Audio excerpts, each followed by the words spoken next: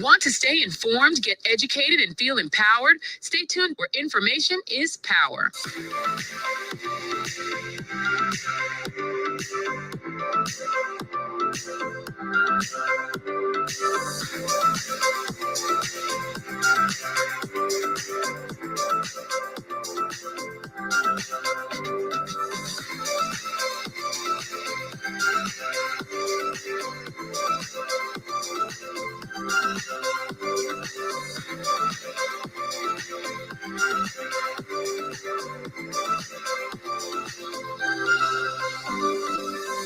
EDDIE-FREDERICK has got it all. Inspiration, motivation, great advice, and biting opinion pieces as only EDDIE-FREDERICK can deliver.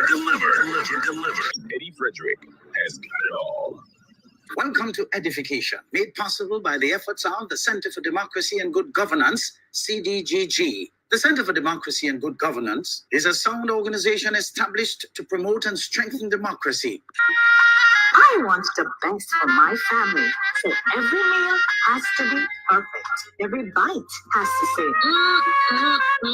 There's no doubt in my mind that the best in frozen meats and vegetables has to come from the Country Cold Store. Hams, turkeys, sausages, beef, pork, chicken. I just don't know my family is in safe hands. Thank you, Country Cold Store, for being there for us for the past 40 years. There are some interesting specials available at Country Cold Store's Mini Mart while stocks last. Take advantage of these specials as they assist you to stretch your limited funds. The Country Cold Store, providing the best in frozen meats and vegetables since 1969. Need a personal integrity booster shot? Your prescription is right here. Tune in with EDDIE-FREDERICK every week. Information is power. Attention all forward-thinking companies. Sure, you can do with a continuous positive boost to your image and impact your bottom line. If you think training is expensive, try not training and you will experience a perpetual downward spiral in patronage on account of increased dissatisfied customers. Take things into your hands and engage the best at motivation and customer care training with a tried and tested track record.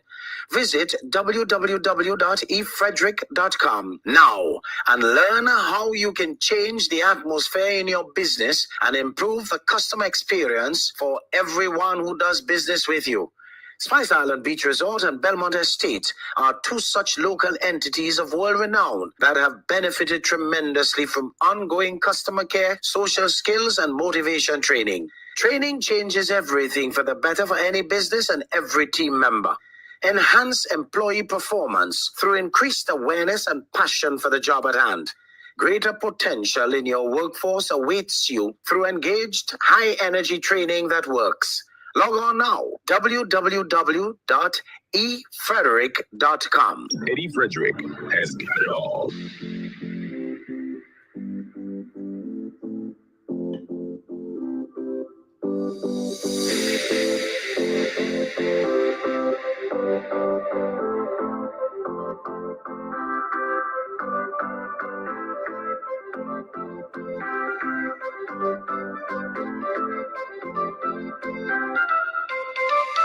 You're listening to EDDIE-FREDERICK, where good values make great radio.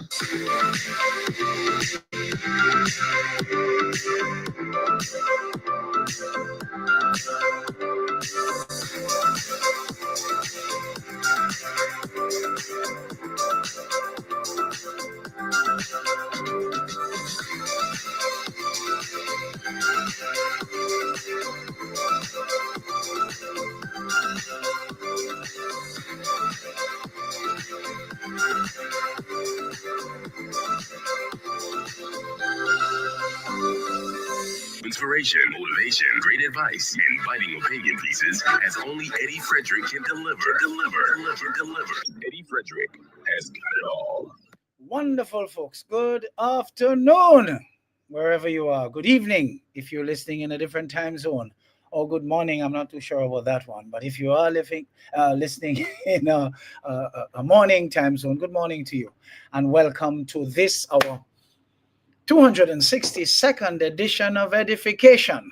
As we race along, having reached our 6th day of April, the 4th month of 2025. Could you imagine that?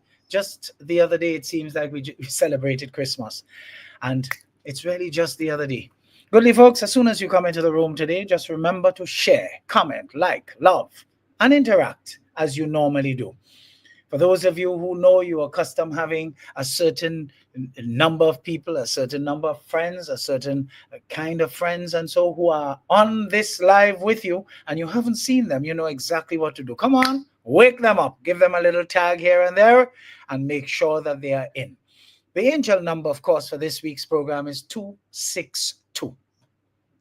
This number is a blend of vibrations of the number 2 and the energies of 6, with number 2 appearing twice, doubling the amplification of its vibrations, of course. Number 2 brings its attributes of balance and harmony, partnerships and relationships. A matter of fact, adaptability, diplomacy and cooperation, encouragement and support, faith and trust, and serving your divine life purpose. Number 6 relates to love of home, family, and domesticity, providing and provisioning, economy, and of course, monetary aspects of life, possessions, and just about everything to do with service, gratitude, responsibility and reliability, honesty and integrity. Folks, this is a call for you to take care of your business through a focus on your purpose. So our topic for today's discourse is, you cannot lose when it's your time to win. Folks, I don't know about you, but I am in my winning season right now. You know why? Because every day I wake up consistently, I recognize the new day as a day for me to claim it and say, hey, it's my time. It's not my time because who I like is in office or was elected to power. Hell no. I never depend on who is in office for it to be my time. It is my time because I'm alive. It is my time because I've been given a chance at life again. It is my time because when I took my first breath this morning, someone took their last. It's not my time to take my last. Therefore, it is my time, having taken my continuous fresh air, breath of life. It is my time. You see, the universe aligns for those who persist, those who are prepared to make sacrifice and do the necessaries now in order to have what they desire later. You see, those who truly believe that every setback is just a setup for a greater comeback. You see, when opportunity meets preparedness, defeat becomes impossible.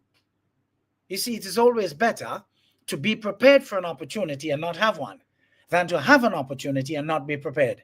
And yet for so many of us who live in our society today, they find themselves being offered opportunities and they cannot afford to take the opportunities, run with them and shine because they never prepared for them. Their downtime is just that. You know why they call it downtime? Because people can see that you're using it for nothing. You are doing nothing good with it. That is why it's referred to as your downtime. But I tell you something, folks.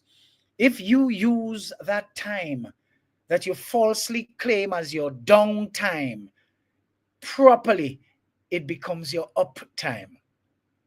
Because it becomes the time that you are girding yourselves with the necessary preparation so that when opportunity knocks, you can say, hello, come in, I'm ready for you. But we have a lot of people in Grenada that are never ready for the opportunities that knock. You truly cannot lose, folks, when it's your time to win. Pay attention to your struggles, and you would realize it is proof that you're being prepared for what's yours. Keep going, keep growing, and don't stop. for consistency has its rewards. If you're a hustler, grind in silence and wait, and you will see that success at what you do will scream your name loudly in front of all the naysayers and doubters. There is this biblical twist to the saying, you cannot lose when it's your time to win. Hey, no weapon formed against you shall prosper. And that's according to Isaiah 54:17. Losses are just wins in disguise. Your time, folks, is now. This affirmation, I cannot lose, when it's my time to win, touches on, I would say, deep truths about success, about human nature, and about timing. Here is a raw and real breakdown of why this shift happens. You see, losing streaks end when preparation crosses paths with opportunity. What looks like sudden success to onlookers is usually the result of unseen grind, sleepless nights, failed attempts, and quiet resilience. When your moment arrives, it is not luck, folks, it's physics, the fundamental science that explains matter, energy, space, and time, and how they interact to govern the behavior of the universe. It seeks to explain everything from the smallest subatomic particles to the largest galaxies, using, of course, mathematical laws and experimental observation. So that is what you call the law of cumulative victory. Every little inch gives you that cinch eventually. What about jealousy? Jealousy, folks, is the tax on visibility. Hello, would you like me to say that again? Jealousy is the tax on visibility. When you're down, people ignore or pity you. But winning forces them to confront their own stagnation. Your light exposes their shadows. Envy isn't about you. It's about their frustration with themselves and their own lack of ambition and drive. And that is precisely why we must accept jealousy as a tax on visibility. You see, long struggles forge the mental armor needed to handle success. If you'd won earlier, you might have crumbled under pressure or even arrogance. Timing protects you. And that is why we have to appreciate that nothing truly happens before its time. So the universe tests your readiness. Isn't that interesting? Most people believe success is a zero-sum game. You win, they lose. Your win, their loss. They don't see there's enough for everyone. So they resent your plate instead of building their own. You see the scarcity mindset versus abundance. People only see the climax, not the 10-year overnight success. They assume you skipped steps, when in reality, they just weren't interested in watching when you were bleeding for it. And if they did, they would have been among those who were discouraging you along the way. You see, there's this, what that is called the overnight success illusion. Then there are too many people among us today, folks, who behave as if they went to school to learn how to hate others, who are focused and on purpose, living their dreams after applying themselves to succeed. There's some people who want to blame you. They want to envy you. They want to vex with you just because you did what you had to do when you went to school. And they refuse to do what they had to do when they were in the same class with you. How I would recommend that haters are dealt with, especially those who go out of their way to criticize or undermine you. Even though this can be frustrating, folks, how you respond or don't can define your peace and your success. So let's just look at a little bit of a strategic approach here, folks. Most hate comes from insecurity. They see something in you which is totally lacking in them. So you must put yourself out to understand their motive. And when you understand their motive, ignore it completely. Most hate comes from boredom. They have nothing better to do with their time because their life is lived without purpose. But what about projection? Their own unhappiness spills onto the outside and onto you. That is why you must vacate their area, their environment. Move from them. So when they project, they have nobody to project on. What about your response? You must not internalize what you've discovered about them in terms of their jealousy. Their words say everything about them, not you. It says who they are. But you can also apply the power of silence, folks, because haters crave reaction. Deny them the satisfaction. Silence, man, unshakable confidence. It shows their words have no effect. The best revenge is not to be like your enemy, folks, according to Marcus Aurelius. If you must engage, I want you to try these tactics. Try some humor. Disarm them with wit.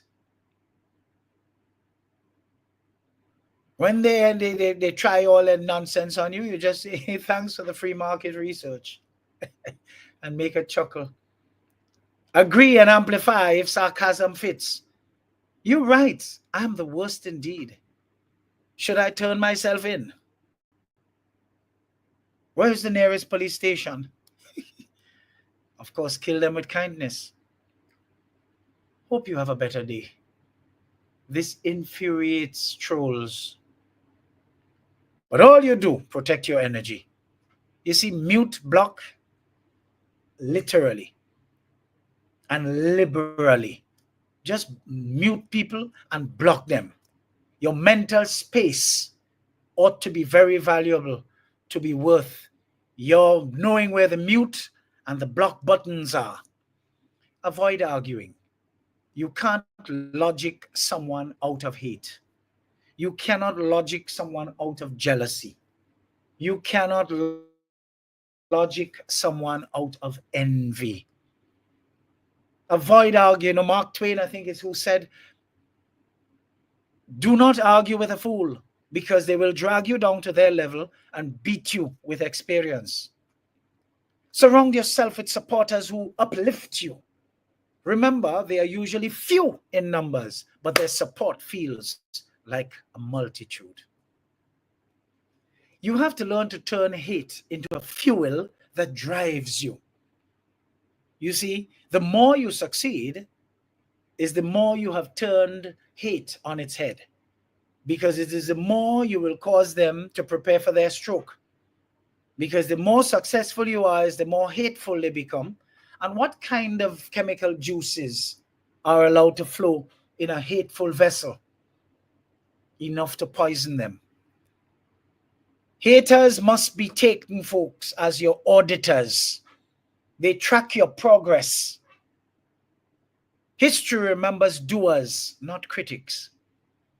You see, when it gets personal, if hate crosses into harassment or threats, document everything. Screenshots, record, do whatever you must. Report social media platforms, employers, or legal action if needed. These are your safety nets, folks. These are your recourse. You see, final thoughts here on this particular issue. Haters are attacks on your success. The more you rise, the more they'll bark. Keep moving so that they can bark and prepare quickly for their stroke or aneurysm. Grenada is truly a great place. And if we do what we must, we would be manifesting the greatness within us as Grenadians.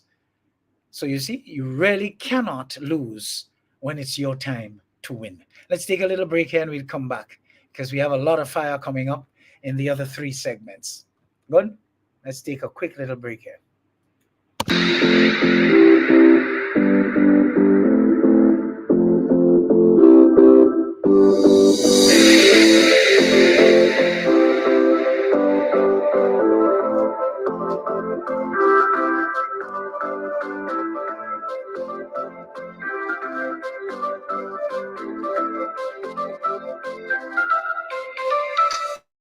stay informed, get educated, and feel empowered? Stay tuned where information is power.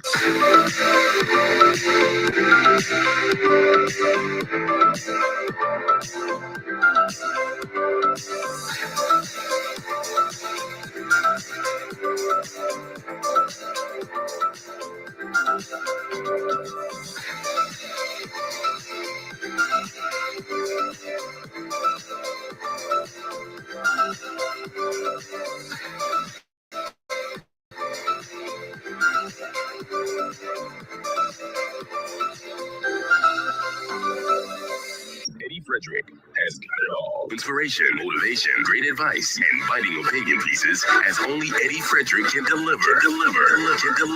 EDDIE-FREDERICK has got it all. This is EDDIE-FICATION, made possible by the efforts of the Center for Democracy and Good Governance, CDGG. The strength of views and opinions expressed during edification are not necessarily a reflection or representation of the sponsors and/or affiliates of this program.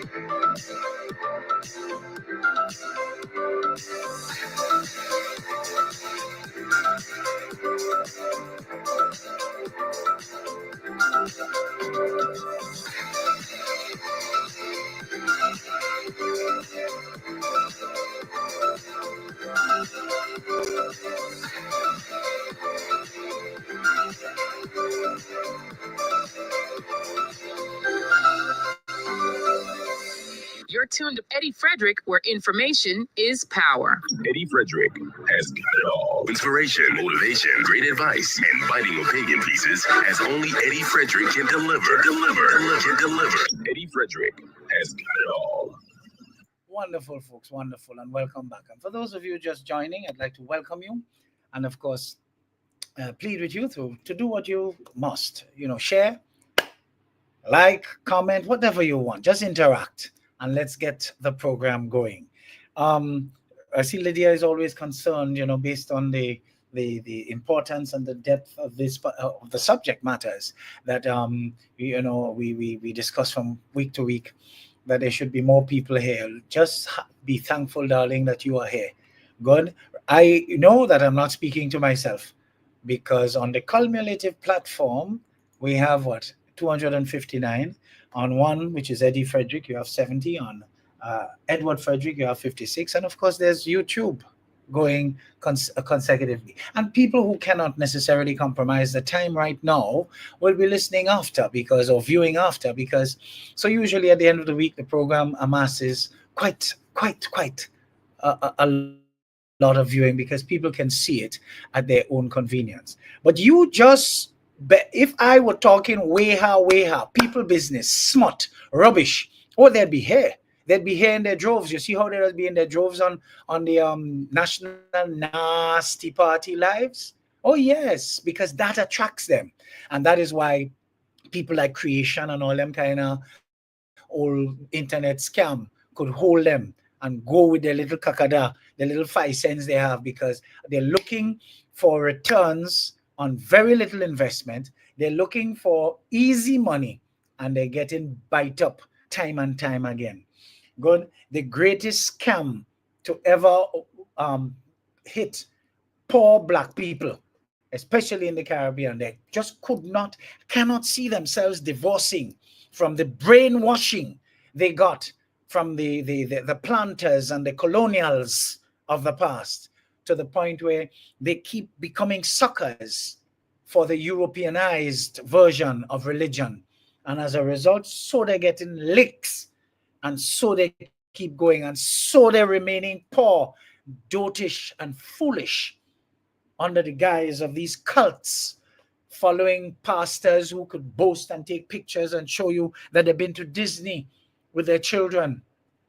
And some of these people can't even take a trip to, if they have something on the carnage going, they can't even pay a bus to come down there, but they're in the church tithing. And then the pastor, his wife, and his children could be out there showing you what a wonderful vacation they had in Disney and in this and in that and in the other, and they're not learning. They're not learning. The pastor eating all other parts of the chicken while he leaving the back and the neck for them. And I remember telling people, you know, that when I was growing up, back and neck never used to look nasty. So look at back and neck today.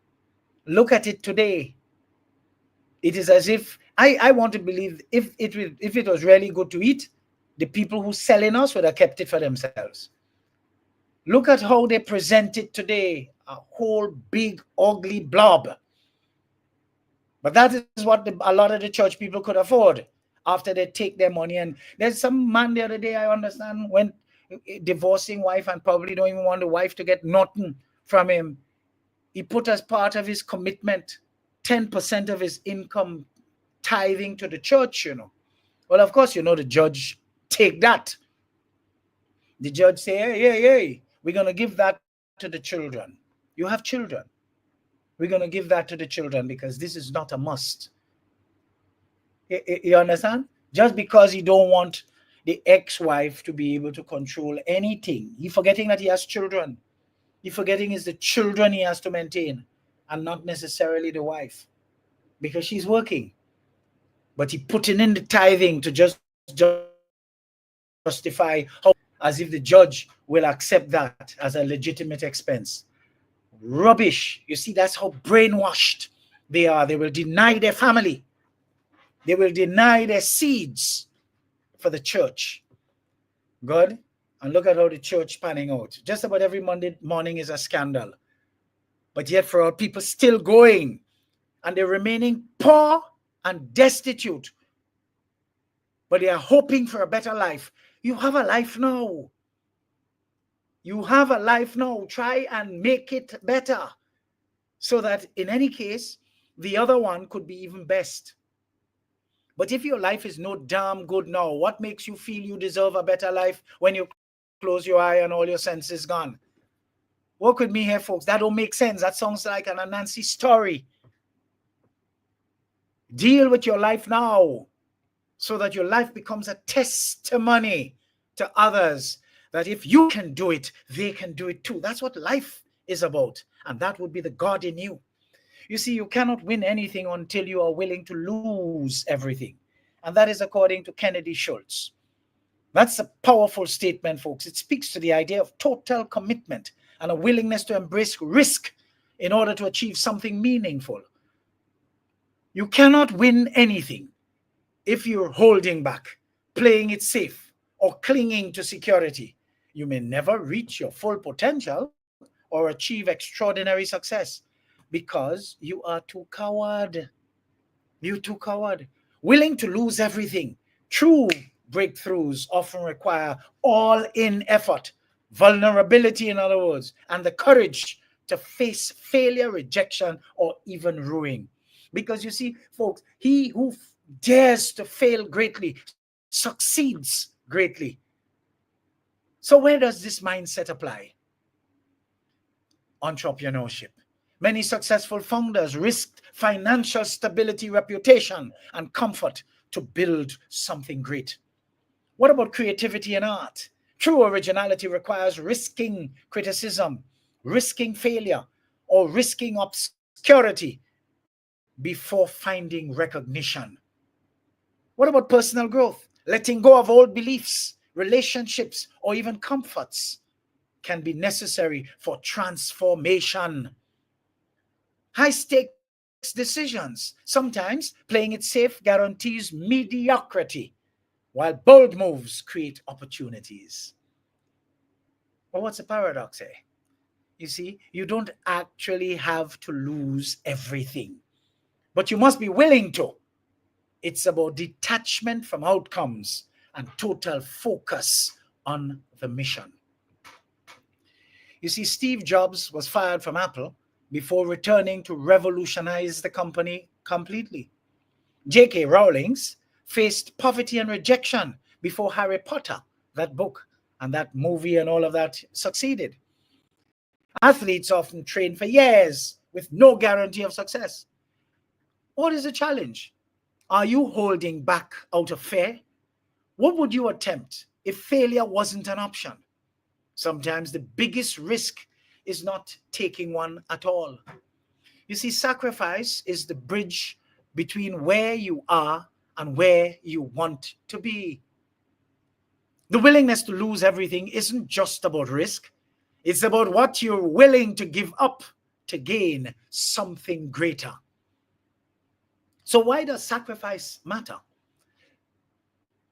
Every yes to one path is a no to another. Sacrifice forces clarity. What about resilience? When you've given up comfort, you fight harder to make the journey worth it. What about legacy? Nothing of lasting value was built without someone surrendering safety, time, or even convenience. And that enriches your legacy. Let's just look at a couple hard truths about sacrifice. It is not a one-time act, folks, but a daily choice.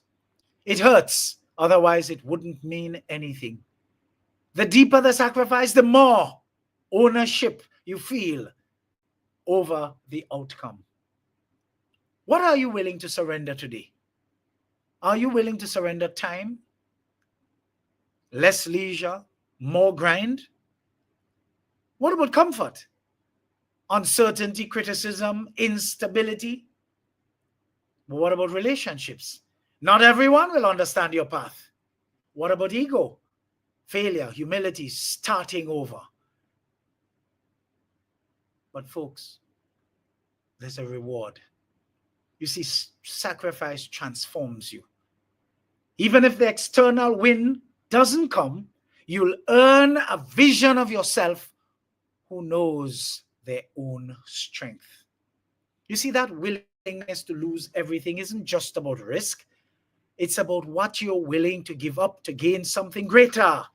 What if your effort is not informed by timing, or you end up losing it all?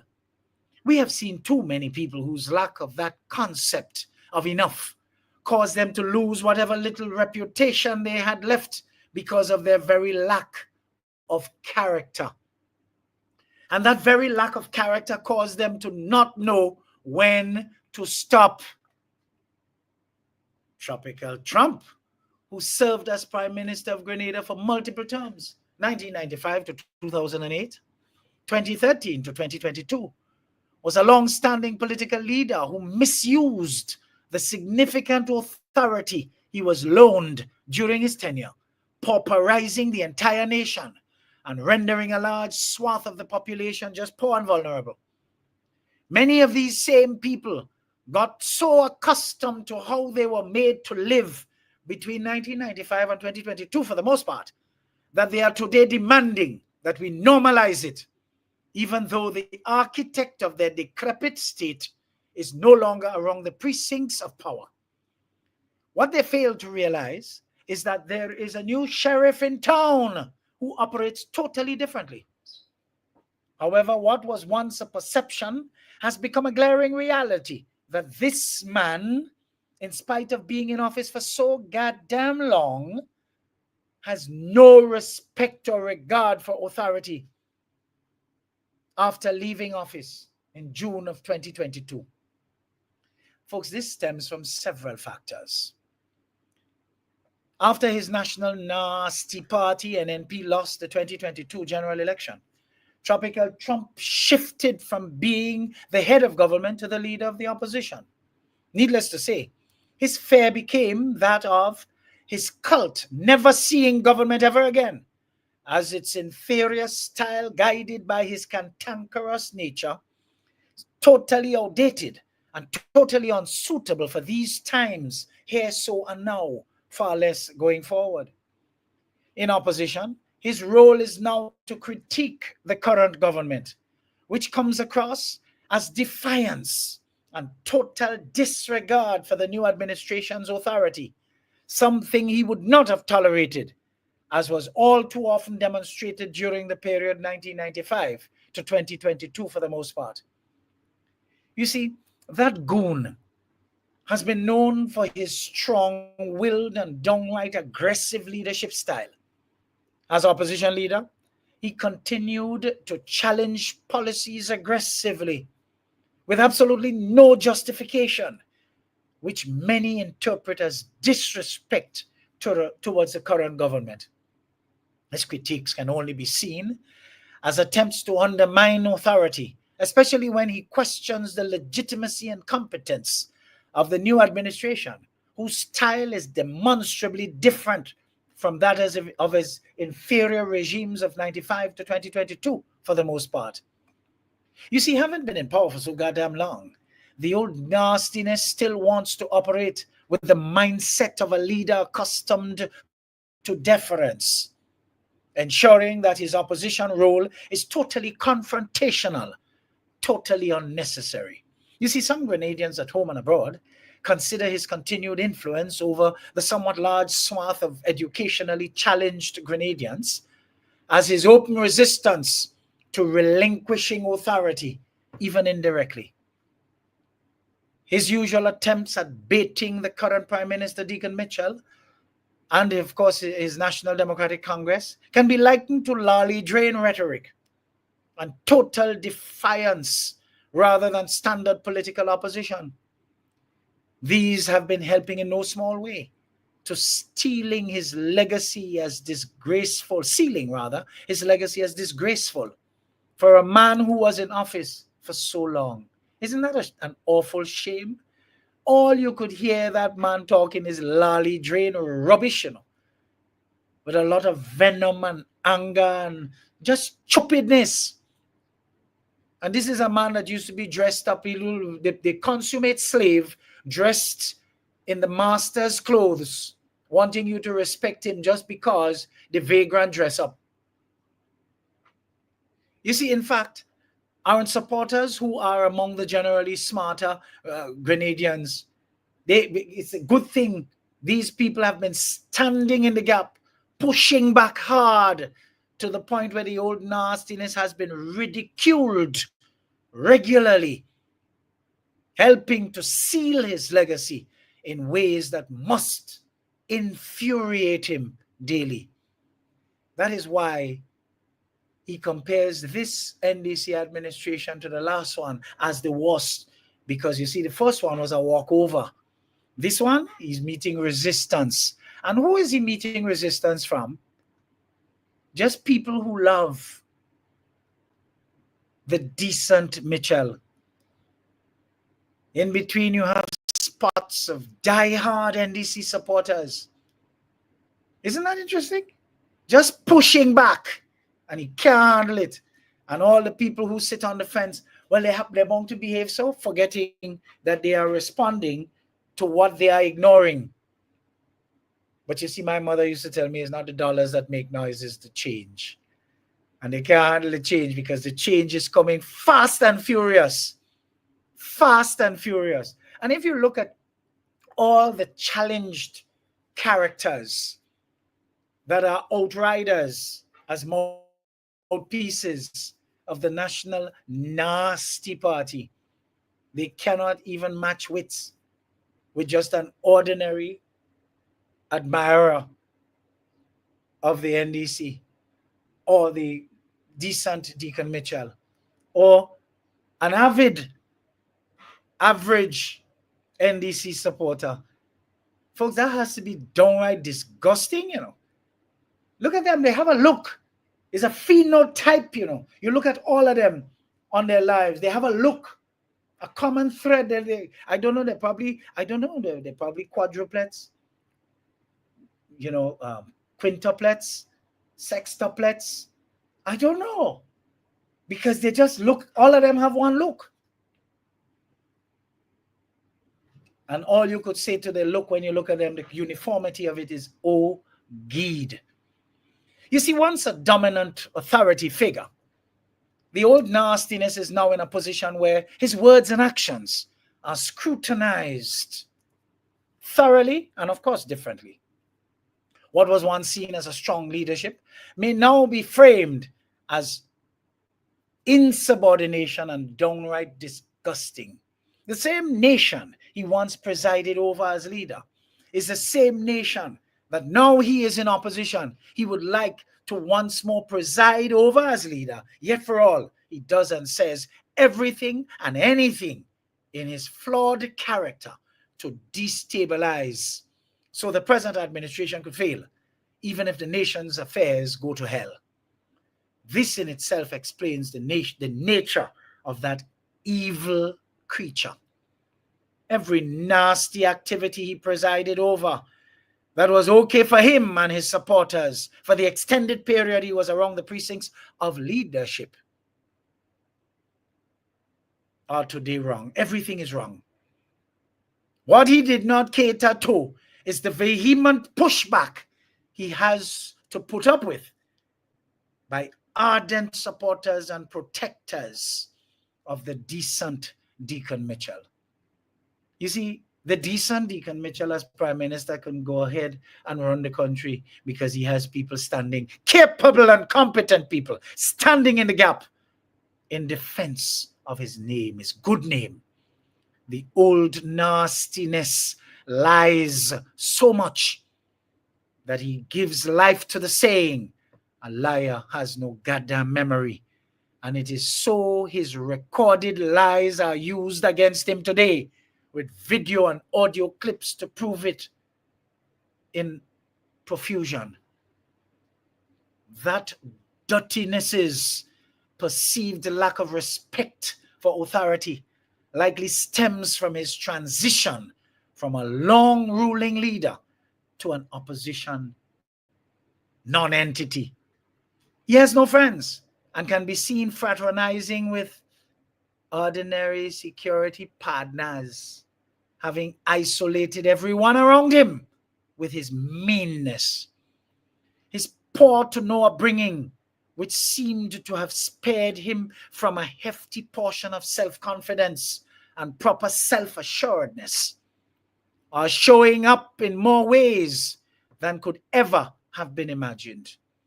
His aggressive political style combined with the natural tensions of democratic transitions aid in demonstrating that he disregards the new government's authority, even though he once embodied it himself.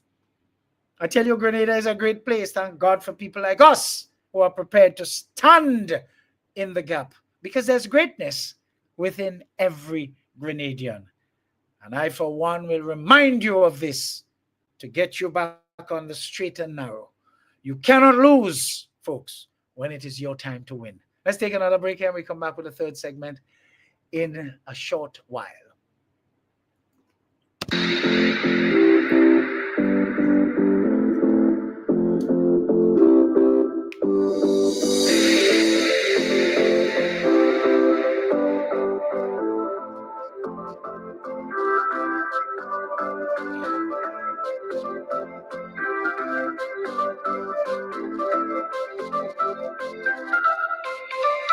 Want to stay informed, get educated, and feel empowered? Stay tuned, where information is power.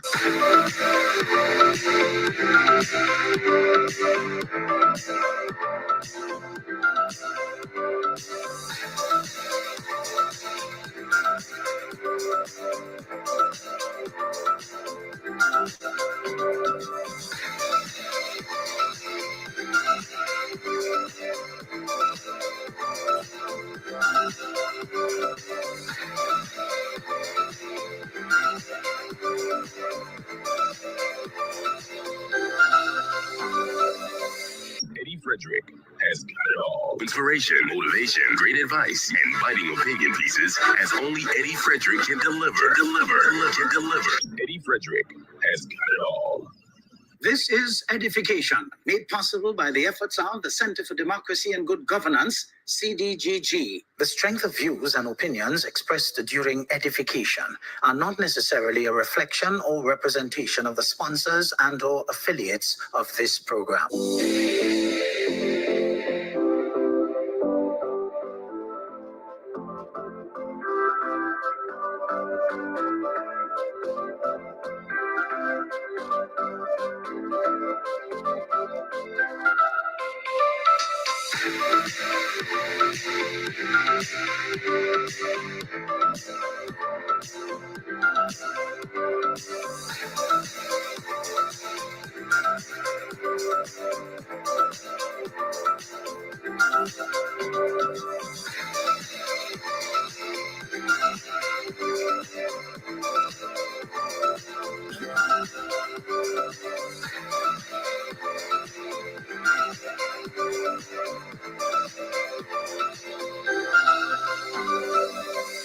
You're tuned to Eddie Frederick, where information is power. Eddie Frederick has got it all. Inspiration, motivation, great advice, and biting opinion pieces as only Eddie Frederick can deliver. Eddie Frederick has got it all. Wonderful, folks. Wonderful. Yes, and as Sawandi says here, Sawandi is a sage from, I have to say sage because he's so wise for his youthful age. He's a sage from the Republic of Guelph, of course, living abroad. You know, you have to be, something had to be wrong with you. You had to be mental in truth for a pyramid scheme to hold you in 2025. That is because these people are not paying attention. They want easy returns without effort. They're looking for freeness. I tell you, that is one of the things they want normalized in Grenada. And because this administration is not normalizing it, they've become the worst thing out. It's a sad, sad situation, you know. You see it every day in workplaces. People just want to come over the counter and watch you. Yeah, what you want? As though, well, that should be all right. No decorum, no respect, no. It's just all are we is one, you know, that kind of way. And all are we is one, yes. But all are we have to be a better one. Not this kind of low down, lolly drain one. No, lift your level, folks. Lift your level. Bring it up. So that all of we could be one in truth. But it's a desirable one, not the lolly drain one that you were trained to be between 1995 and 2022 for the most part. That leadership is gone. That poor example has vanished, never to come back. And what's the hashtag again? Hashtag Keith gone. And he not coming back. Put that in your pipe and smoke it. You see, Tropical Trump has been a dominant political figure for decades, serving multiple terms as head of government. Regretfully, that is. While he is often falsely praised for his leadership and economic policies, there have been incidents where critics and observers have accused him of disregarding authority norms and even international or institutional checks. His disregard for democratic norms and opposition, the opposition voices that is well known. Intimidation of anyone who offered opposition to him and his lousy and inferior style of governance. His dismantling of constitutional and electoral reform, even though under his tenure 2 attempts at such reform failed because the people had no trust in him to preside over something as important as constitution and electoral reform. Could you imagine that? Apart from that, the people were just not able and not equipped to participate in a referendum, because a referendum is not about star, house, heart. It's not about symbols. They had to read. And you and I know where this is going. If they had to read, they're in trouble. That is why, one, the turnout was low, because they're intimidated.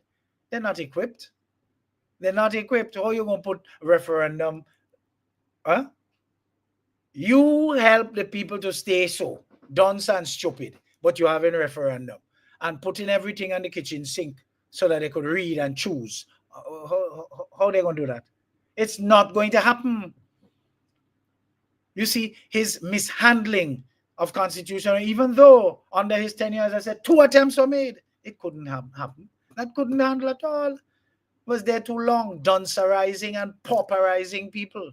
You see, widespread accusations of authoritarian tendencies, centralization of power. Oh God, critics argue that old nastiness, concentrated power in the Prime Minister's office, marginalizing dissenting voices within his own party. Could you imagine that? The National Nasty Party selecting a set of left-handed people to do the job of right-handers just to have control over them, ending up mashing up the entire public service.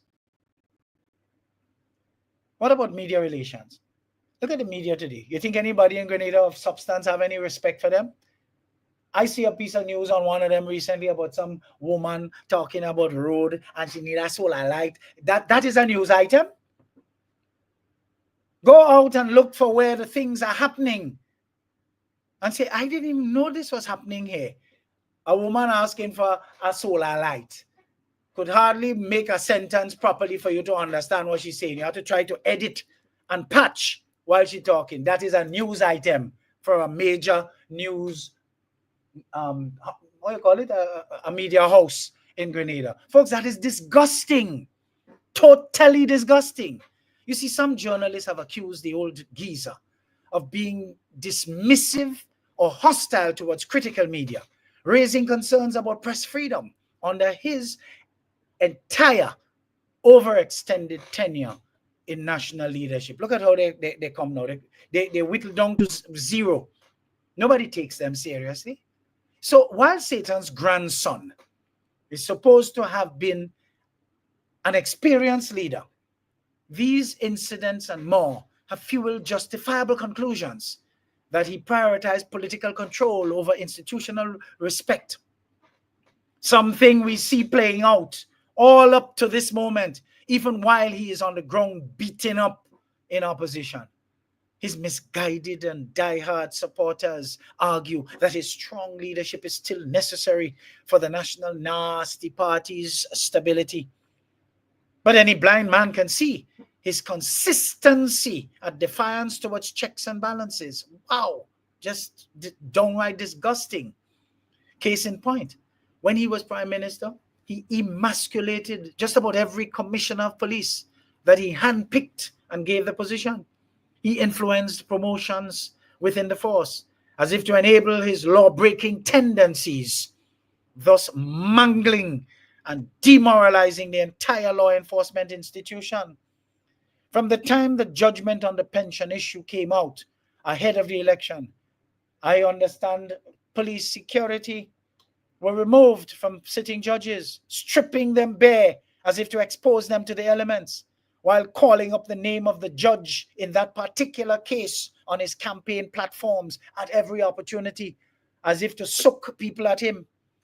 A deeper dive into the psyche of several critics and observers view that old nastiness of a former long-serving Prime Minister 1995 to 2008 and 2013 to 2022 as a flawed character due to a mix of political controversies, governance issues, and inferior personal leadership traits.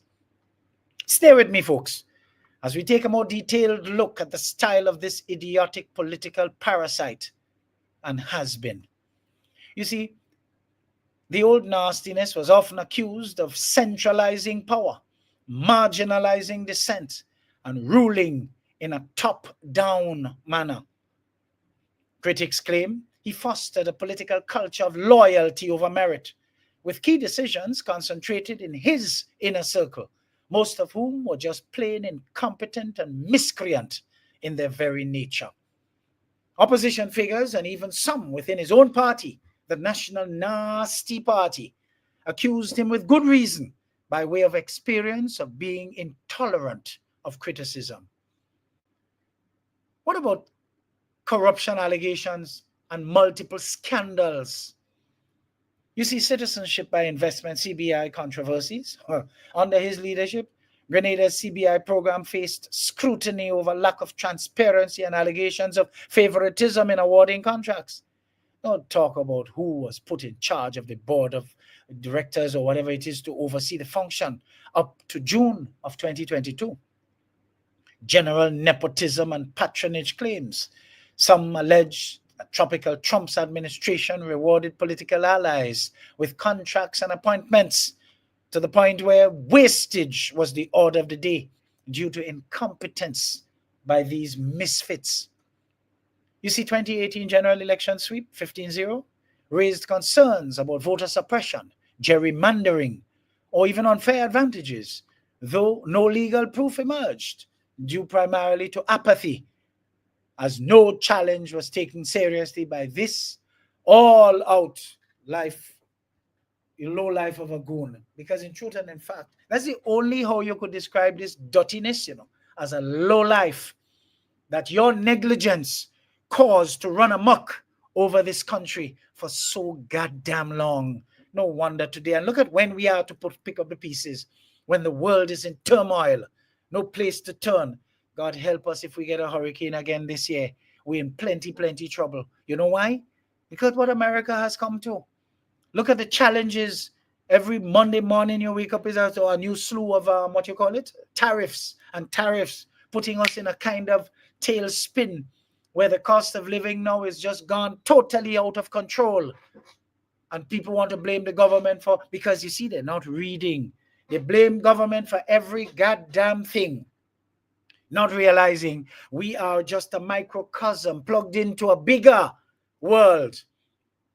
And because we are not programmed, or we have been programmed rather, I should say, from 1995 to 2022 to be a nation of nothing, we cannot cope.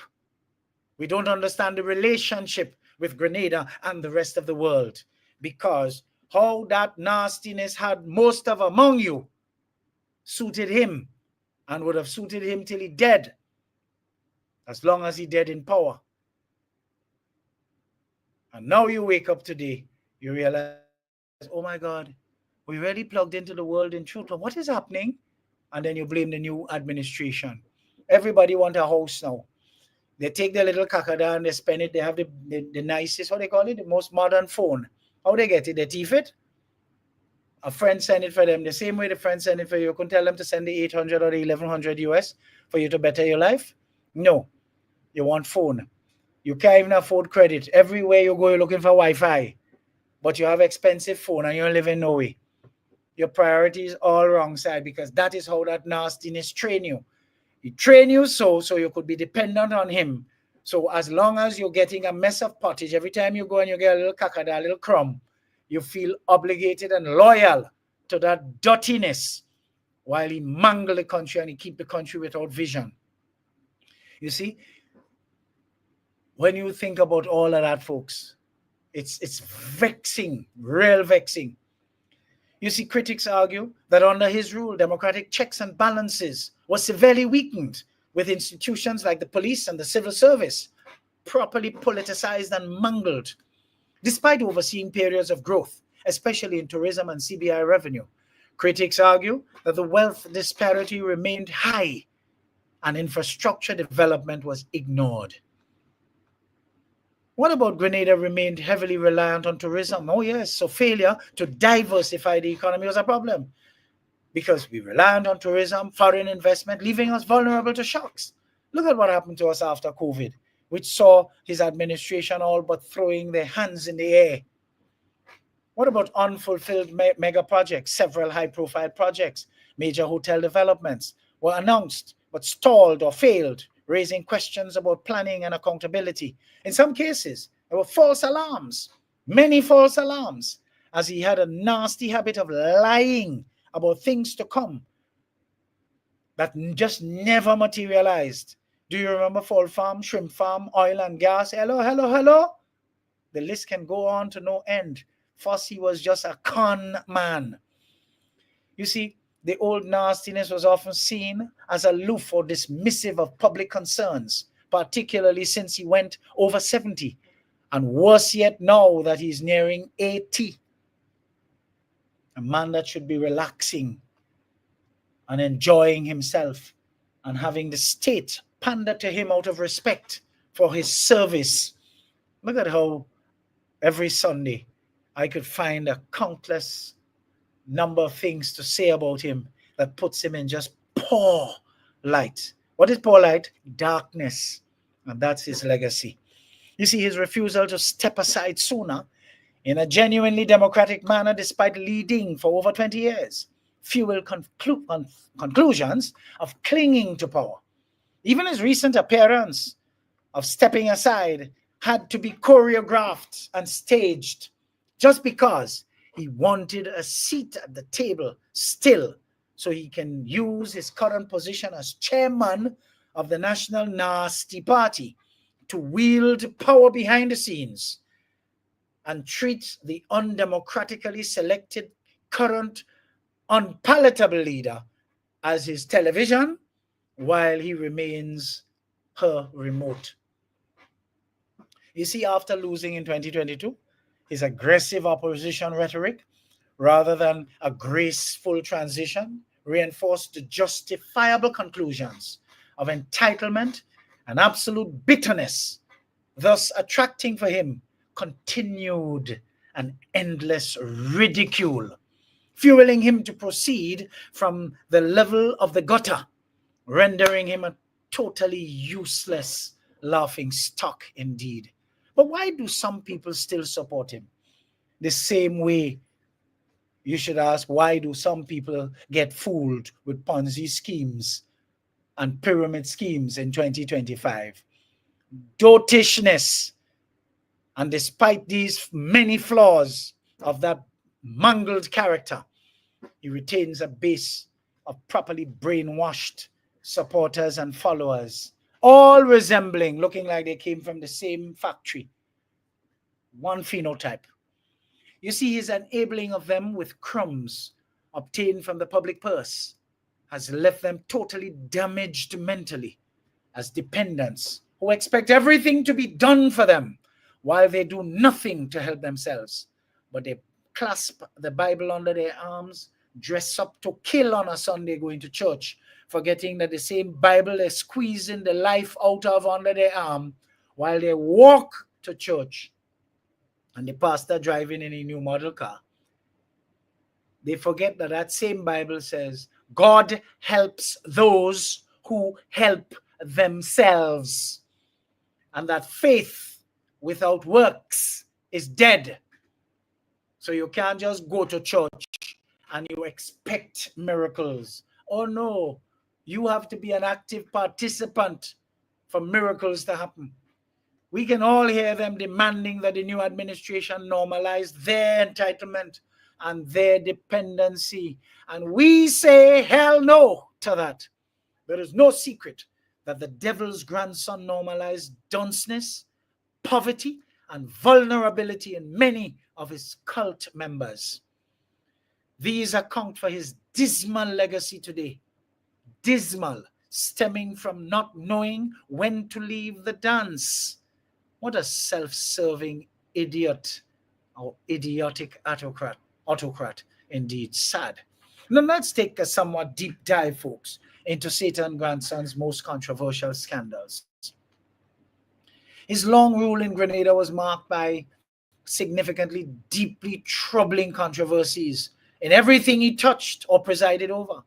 Work with me as together we break down the most damaging scandals that shaped his reputation as a flawed leader indeed. Citizenship by Investment, CBI program. Allegations of corruption and favoritism. That man's inferior administration expanded Grenada's CBI program, which sells passports to foreign investors. While it brought in revenue, it also faced major scandals just about every Monday morning. Y'all remember? Lack of transparency. Critics claim the government handpicked developers for projects linked to CBI, bypassing proper oversight. The little girl that was taken in the bush, according to Kennedy Budlal, was allowed to run amok around the precincts of the CBI leadership. You see, the Grenada Sustainable Aquaculture Scandal 2017, a $50 million, I believe is that, I stand corrected, CBI-funded fish farm project in La Sagesse, that collapsed, leaving unpaid workers and no tangible benefits for Grenadians. Russian and Middle Eastern investors. Reports suggested due diligence failures with concerns about dubious individuals acquiring Grenadian passports. Even when they were arrested for their crimes, there is no evidence that their citizenships were revoked. You see that nastiness ties to developers? Allegations swirled that connected businessmen received preferential treatment in CBI approvals. You see, the program continued, but public trust eroded, especially after the aquaculture failure. The current NDC government tightened CBI rules, partly in response to past grassroots, mismanagement, so to speak, associated with the separation of funds from the consolidated fund. You see, in 2018, that nastiness's party won all 15 parliamentary seats, a result that raised eyebrows locally and internationally. You see, there's voter suppression claims. Opposition alleged that state resources were misused to sway voters. Example, last-minute public sector payments. Gerrymandering suspicions. You see, constituency boundaries were allegedly adjusted, and several voters were allowed to vote in other constituencies to favor the National Nasty Party. When we talk about media bias, government-friendly outlets dominated by individuals who fell in line with a mess of pottage made darn sure most, if not all, coverage favored the old nastiness and his goons, while opposition voices were marginalized. Low opposition morale. You see, the National Nasty Party's total victory crushed democratic competition, leading to a one-party parliament, unprecedented in Grenada. No legal challenges were forthcoming, but the election fairness remains questioned. In 2022, that particular loss of the election saw the NNP winning 6 seats, and very soon after losing 1 to the smartest and the bravest woman in that bunch. She showed that she had more balls than even the men around him. Well, not men, the male people that you see around him. Delma Thomas. When she crossed the floor, that left the opposition with 5 and was seen by some as a backlash against his visionless and senseless dominance. During the pandemic, Grenada was supposed to have received millions in aid and loans, but accountability of that administration, known to have sticky fingers, was in question. Unclear spending. The government failed to provide detailed records of how COVID funds were used. Alleged misuse became something, allegations of misuse became something that we heard all about. Lack of parliamentary oversight. The lone opposition elected MP towards the end of the 2018 5-year period complained of being shut out from audits. In fact, was even given something the size almost of a broom closet in the parliament as his office for the parliamentary opposition leader. You remember them kind of scant courtesy that old nastiness used to deal out to his opponents? You see, public frustration grew, contributing to this old nastiness's 2022 election defeat, never to come back in office again. The NDC party threatened to investigate COVID spending, but nothing conclusive was disclosed, if at all anything was done. You see, I tell you folks, when you hear people like me prepared to go out there and just say it as it is, it tells you something. That Grenada really is a great place, because there is greatness in every Grenadian. Just wake up like me, folks. You cannot lose when it is your time to win. Let's take a break here and we come back to our final segment today. One last break and final segment.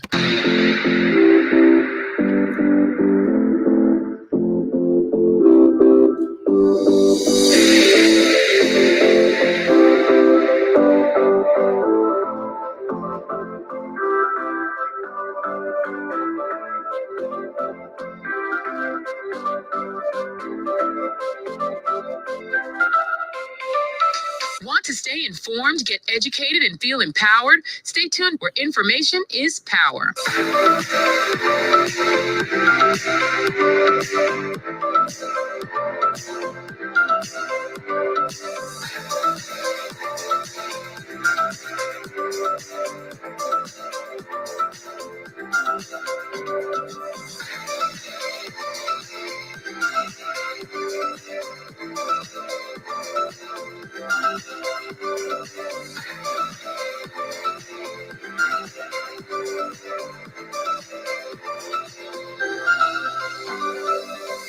EDDIE-FREDERICK has got it all. Inspiration, motivation, great advice, and biting opinion pieces as only EDDIE-FREDERICK can deliver.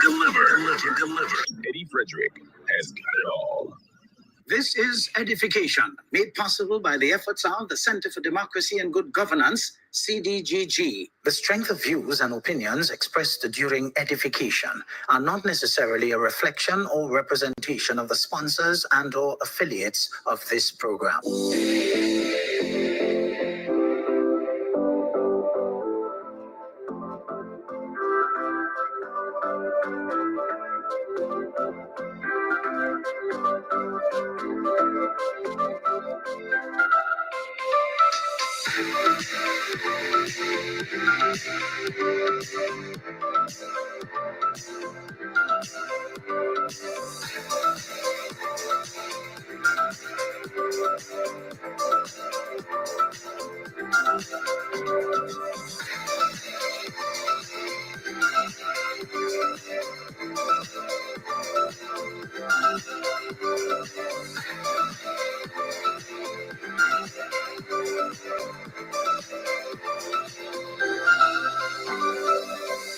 You're tuned to EDDIE-FREDERICK, where information is power. EDDIE-FREDERICK has got it all. Inspiration, motivation, great advice, and biting opinion pieces as only EDDIE-FREDERICK can deliver.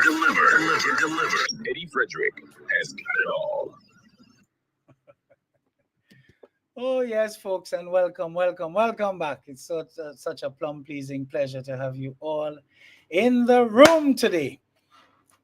For those of you just joining, you came in late, do the honorable thing, hit that share button, and let's get some more people into this last segment that we have coming up.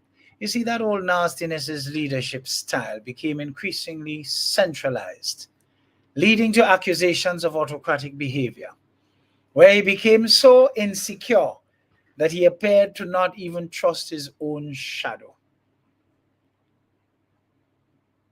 How could we ever forget his attacks, his constant attacks on press freedom?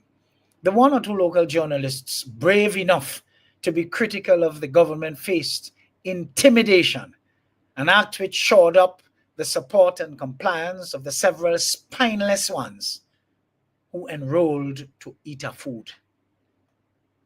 You see, the civil service, police, and anti-corruption bodies were totally politicized.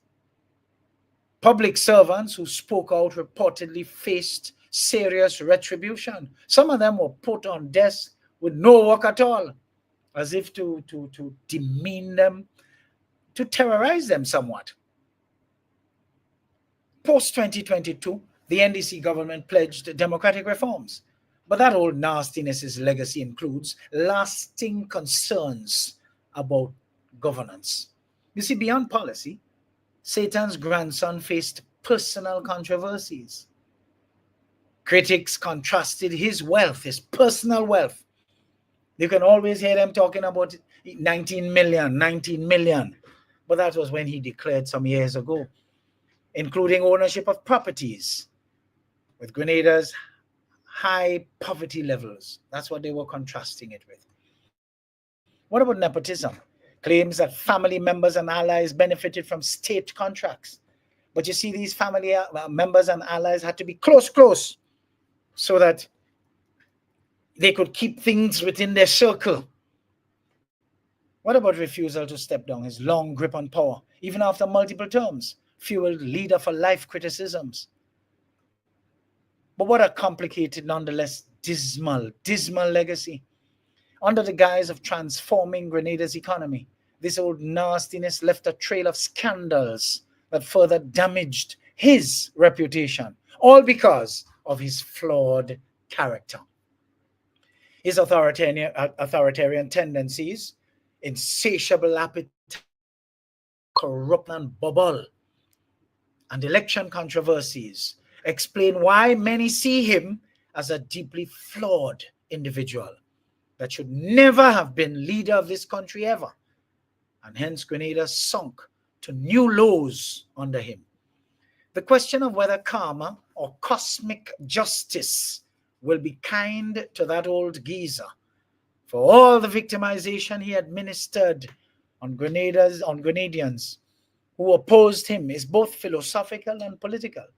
You see, folks, while no one can predict the future, we can assess his current circumstances, historical patterns, and public sentiment to gauge whether he has faced or will face consequences for his actions. I put up my hand first to say, you ain't seen nothing yet. So has he already faced or been facing karmic consequences? Some might argue that his 2022 electoral defeat, losing 9 seats after the 2018 total sweep, was a form of political karma. You see, the public backlash, his long rule bred fatigue, strong evidence of corruption, arrogance, and repression fueled his total downfall. You see, after dominating Grenadian politics for decades, he now leads a weak opposition with 4 parliamentary seats as he inches closer to 80 with no sign of giving up, because he gave and gerrymandered the leadership in weak hands so that if and when the time comes, he could take it back easy. You see, once so many hoped in him as a nation builder, that soon died as his true colors dominated from the time he received power in 1995, causing many to now remember him for scandals, corruption, nastiness, gutter talk, presiding over pauperizing and duncerizing a large swath of our population, not to mention decimating the entire public service and security forces. What a legacy. Oh, Gide. You see, the recent expose by his longtime friend, Kennedy Budlal, on Ride Along was more than sufficient to give him a stroke. Folks, I hope Ride Along is listening to me. Lydia, I'm giving you a message to give Ride Along. Tell him bring the Kennedy Budlal discussion back again. Bring it back. That is one should be a regular. Just keep playing it. When you want a break during the week, play it. Bring it back. And I'll tell you why. There are many people who believe that the apparent blackout at the Happy Hill Secondary School during this stupid nonsense he called in People's Parliament was a fake, as he knew what Kennedy Budlal was likely to expose of him live to the Grenadian people at home and abroad. And so he was prepared to stage an act out of desperation to distract from Budlal. He is known to be such a con. I would not be surprised that that is actually the case. We all know what they say. When a dog sucking egg is a bad thing, because every egg that is missing is the dog that will get blamed. This man is so mired in a culture of lies, deceit, and just downright dishonesty that it is easy for anyone to believe anything negative against him, as they tend to be consistent with his extremely flawed character. But has his consistent slide been enough? Some critics argue he hasn't truly suffered yet, as he still remains wealthy, politically active, and unprosecuted. He is certainly not enjoying his spoils, as his penchant for power distracts him from living his best life. And that, folks, is a problem right there. Because if you are of age to be enjoying your best life with all that you have, and you can't, it tells you how much the slide has consumed you. You see, that, don't forget that longtime friend whom he denied, but didn't Peter denied Jesus Christ? As predicted, before the cock crew 3 times, you would deny me. That's interesting, folks? Very interesting. You see, Satan's grandson, loss of power, even as he remains free and influential among his specially crafted, unthinking followers, only attracts for him justifiable public ridicule. And that is the public flogging he gets as regularly as he deserves it. But could legal or financial karma still come? Corruption investigation. The current NDC government has not aggressively pursued him, possibly due to how much time it will take to do so, which can act as a distraction to them accomplishing their plans and purpose. You see, civil lawsuits, unlikely, unless victims organize, which hasn't happened yet. Health and personal life, now almost 80. His age may very well bring natural decline, although signs are intermittent. Even though he may not face dramatic retribution, his focus on status induces weeping within him, which is on display, as we can see, for any one of us to see. I am a firm believer that history will judge him more harshly than the present will. You see, the most lasting punishment may be how he is seen, all know, and remembered hereafter. As Grenada enters a new era and beginning to thrive under new leadership, his era is beginning to be seen as a dark period of wasted potential.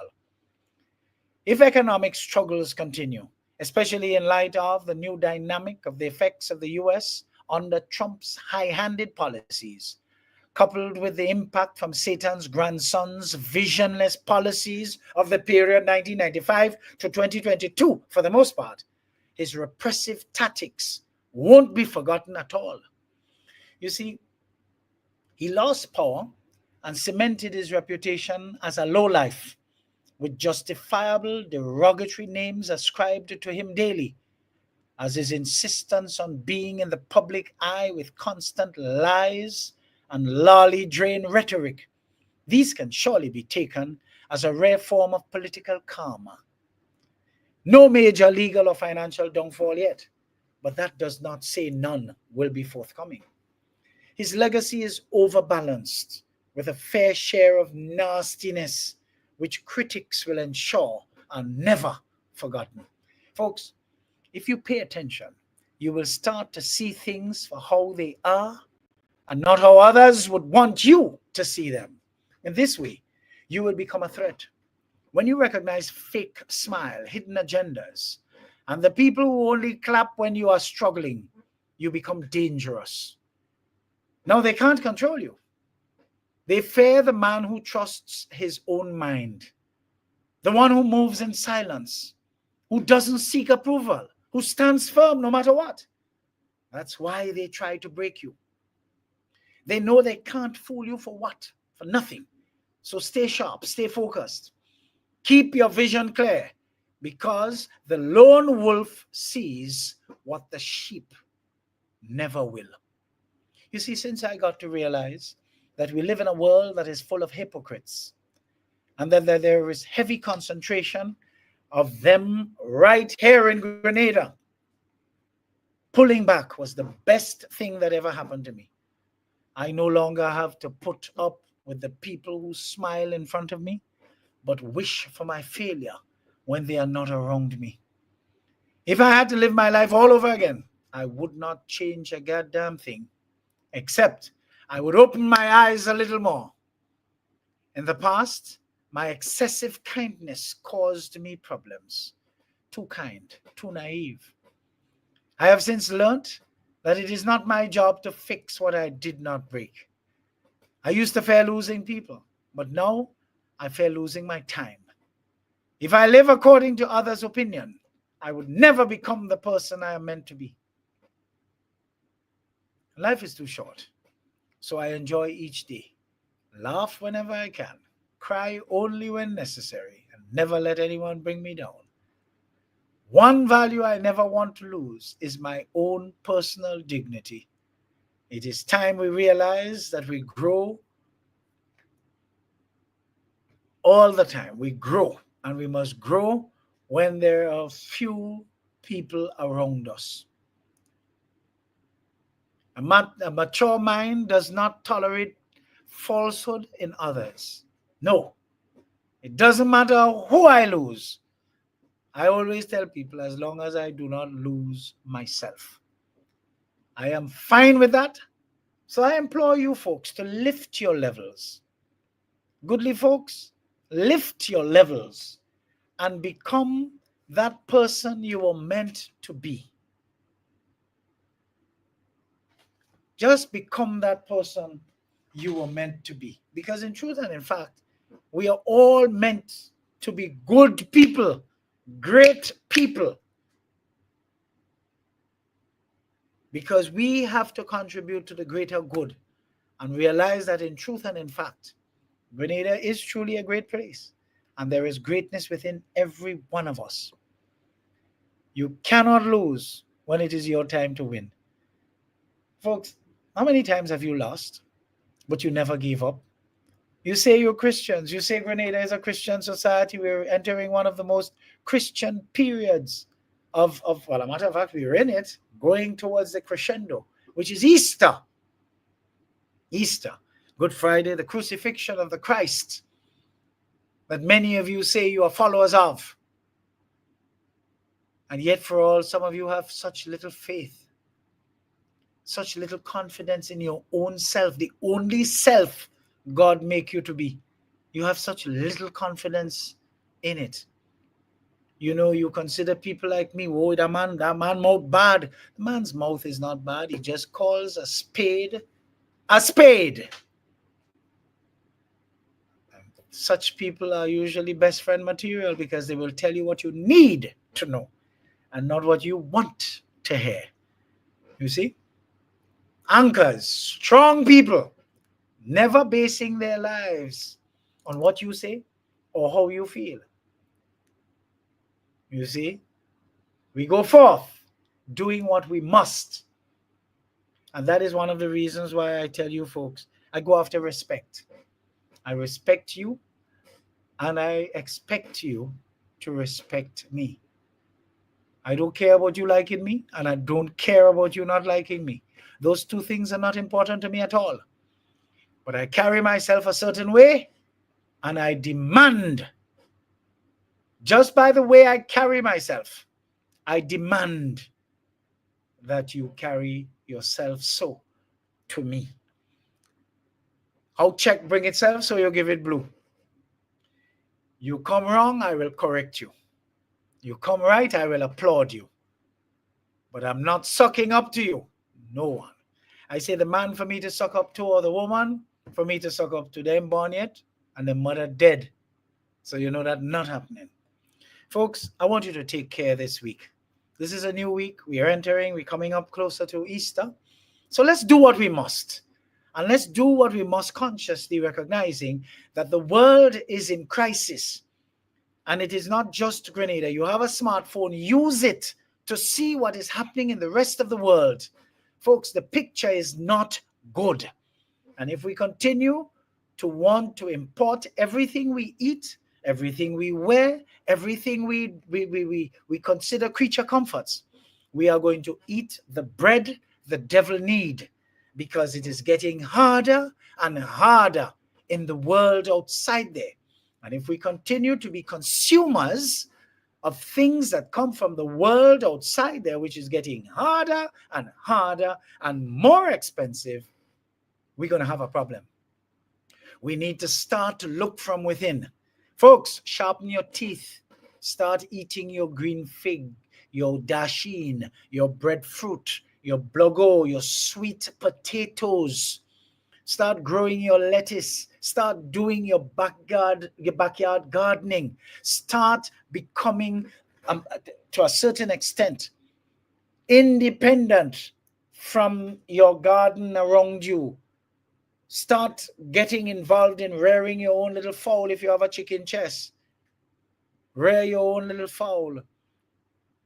I am not into rabbits and those kind of things, but you could rear those too. You could rear your goat and your sheep. I'm not into those things either.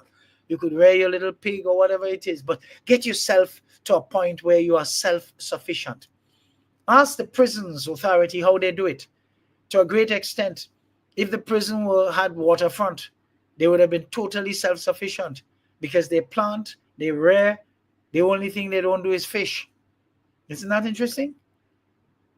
Ask them how they do it and do it too, so that you can feed yourself. Because all these chemically, driven foods that you bringing in, how you call it, processed foods, giving you all kind of problems, giving you hypertension, giving you heart problems, giving you clogged arch, all kind of nonsense happening with us. Let us eat what we grow and grow what we eat. Let us become self-sufficient once more and start feeding ourselves so that we can cushion the blow that is coming, because it's not going to be easy. If your relatives and friends outside there are not well to do, trust me, folks, you have nothing to get, because they have to survive. Because the tariffs that are being imposed is really a tax on them. They are paying more for goods. Look, somebody tell me the other day, they used to send $1,000 for their relatives to send a box for them, or barrel, or whatever it is. Even before the tariffs, they had to send $1,500. And now they found themselves having to send $2,200. What does that say, folks? $1,200 more for what used to be $1,000. Get with the program. So things are getting expensive. People are no longer able to hoard and put 4 and 6 toothpaste in a corner somewhere and hope that it will last them for the rest of the year. People will go to the supermarket and buy the just one that will last them the 3 weeks, the month, or whatever it is, depending on how many people ganging it every day and how often they use it every day. Good people will go and pay the $15 or the $16 for it in the supermarket and just buy one. Everybody has to adjust their sails because the wind is very, very tremendous. There's really a storm out there that has started. It has not intensified yet. It's a tempest. An economic tempest is coming. And if you all don't organize yourselves and smarten up, a lot of you going to be eating the bread the devil need. A lot of you going to be begging. But I ask you, pay attention to your priorities. I have been making a lot of shifts. You know why? Because I don't want to participate in any crisis that is looming. I do not want to be a participant in it. And if I don't want to be a participant, I invite you to not be a participant. So do like me. Adjust your sails, because the tempest is coming. The winds are going to be stronger than you can withstand. Adjust your sails. You might even want to take your sails down, because the wind is going to pelt you all over the place if you don't take stock. So remember, folks, I am actually admonishing you so that you will bring out the greatness you have within you, so that you can show you are resilient and you can withstand any storm that is to come. Because our ground in Grenada is very fertile. If you stand up long enough, you're growing. First, the ground fertile.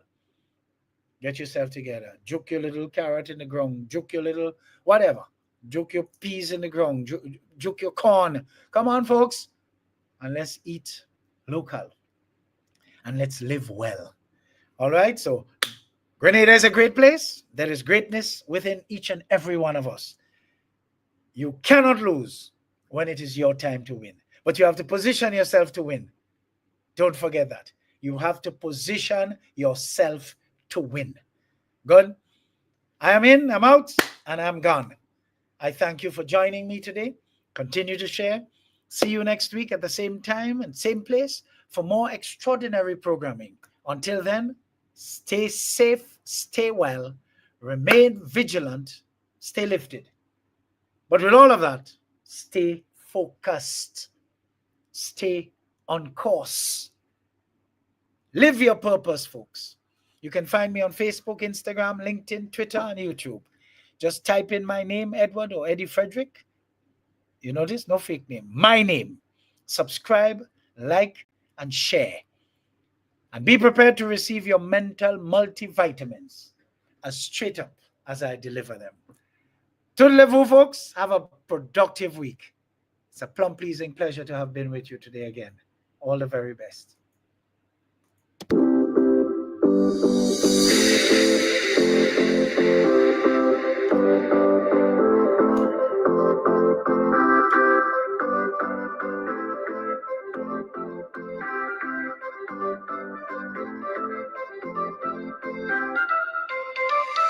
Want to stay informed, get educated, and feel empowered? Stay tuned where information is power.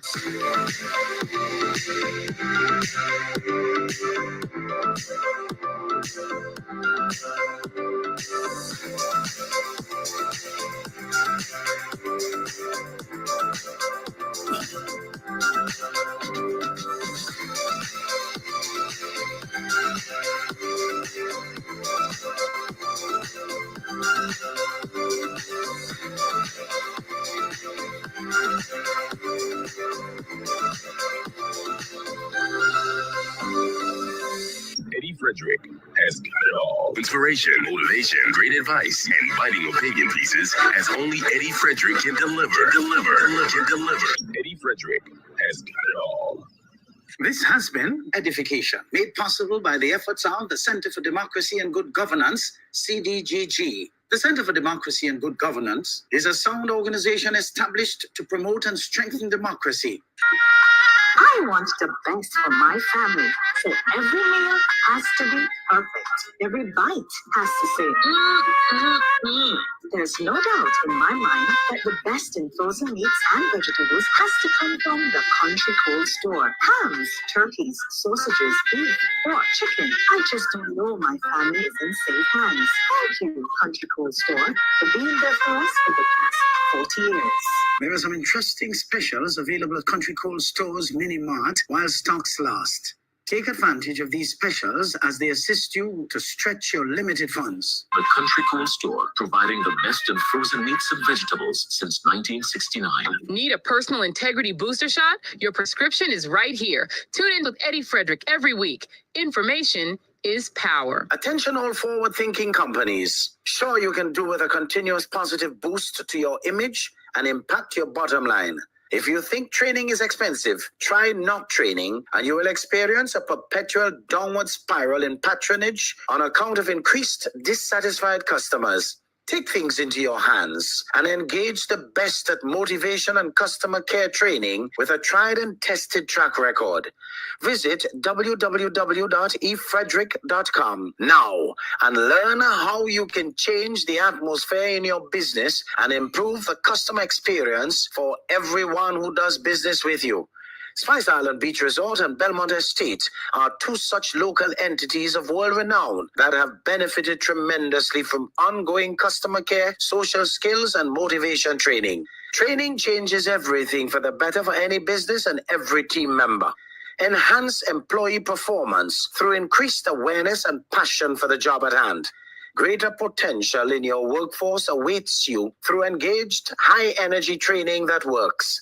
Log on now, www.efrederick.com. EDDIE-FREDERICK has got it all. Inspiration, motivation, great advice, and biting opinion pieces as only EDDIE-FREDERICK can deliver. EDDIE-FREDERICK has got it all.